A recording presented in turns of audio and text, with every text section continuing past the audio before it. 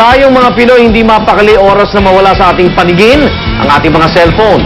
Kaya naman ang isang dalagang taga Makati, nang mawala ang kanyang cellphone sa isang bar sa Mandaluyong, agad siyang nagsumbong. Ang kanyang suspect, ang lalaking pilit na kinukuha ang kanyang cellphone number.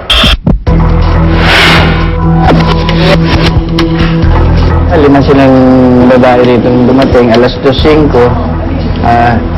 Reklamo ng isang babae na walang daw silang cellphone. Uminom daw sila dun sa Muy Bien Bar. Bago ako mag-CR, nagpaalam ako sa kapatid ko na yung cellphone ko nandito sa may table. Pagkabalik ko, hinanap yung cellphone ko, tapos tinawagan ko, patay na. Tapos tinanong ko, sinong ibang lumapit? Yun nga lang si Albert daw, hinihingi daw yung cellphone number ng kaibigan ko sa kanang kapatid ko. Tapos umuwi na si Albert. Pinunta namin siya kasi kabilang table lang siya, katabi lang siya. Kasi sabi ng kaibigan, hindi na daw kaya. Tapos, humingi na kami ng tulong. Yung lalaki rin na lumapit na Albert, umalis na rin, umuwi na lang. Natira yung kasama niya. Yun ang nilapitan ngayon ng mga babae. Sabi, sino yan? Asan yung kasama mo? Sabi, asan yung kasama mo? Siyang hinold ng mga babae. At dinala dito sa barangay. Abi bahay mo to? Nakapahan lang kayo? Nagbo-board na kayo?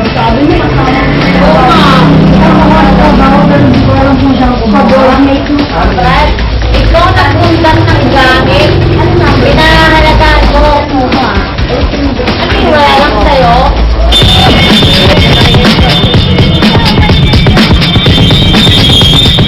Pagkagaling dito sa barangay, kasama namin yung boardmate ng suspect.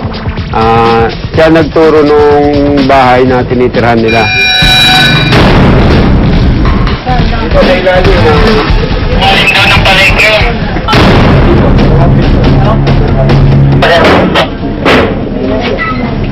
May imbitahan muna namin sa barangay ha. Kasi may nagko-complain ha. Tama ko ba namin ha.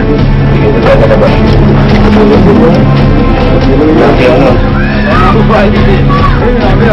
Nung magising, bumaba at kung sa loob naman sumama sa barangay. Ayaw ko lang lang.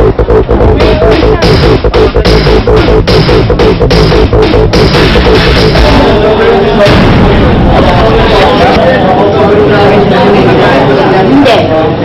Siya yung lumapit sa pagkukulo. Hindi yan ang cellphone ko. Binenta mo na. Magkano ang binenta? Kuya, importante lahat ng number ko.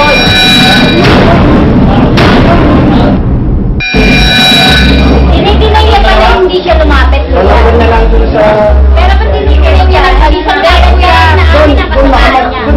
Ayaw sa amin yun eh. Nanakaw ka pa. Siyempre, dinay pa rin niya. At tinanawagan natin sa CIO for proper investigation na.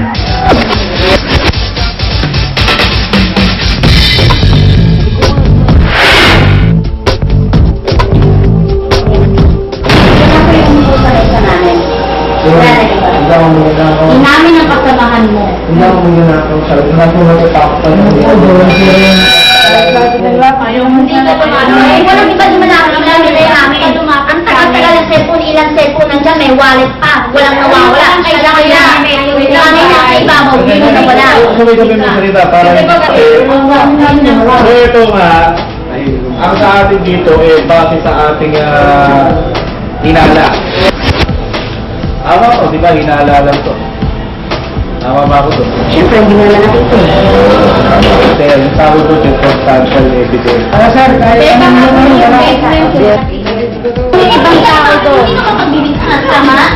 Di ba? Anong intention mo? Bakit mo buhay? Pero sa samadala, maiwan ka muna dito. Hindi ka muna makakauwi hanggat iharap ka sa iskalya. Yung kaso, natuloy yung kaso ayon sa mga complainant dahil talagang dinidiin nila yung suspect. Ang naging kaso nung suspect ay pumasok siya sa robbery. Parang dumating ako sa bayan, hindi ako number. Sabi ko, number. Wala akong ibang kinuha doon, yun lang naman. Bili cellphone ko sa kanila tapos may nilagay ng number sa akin doon. Wala na. Kalokohan ko. Sana yung cellphone, di ba? Lalo na yung mahahalagang bagay. Sana hindi mo basta-basta iniiwan. Lalo na kung, hindi kong sabihin, lalo na kung may ibang tao sa pinupuntahan nyo.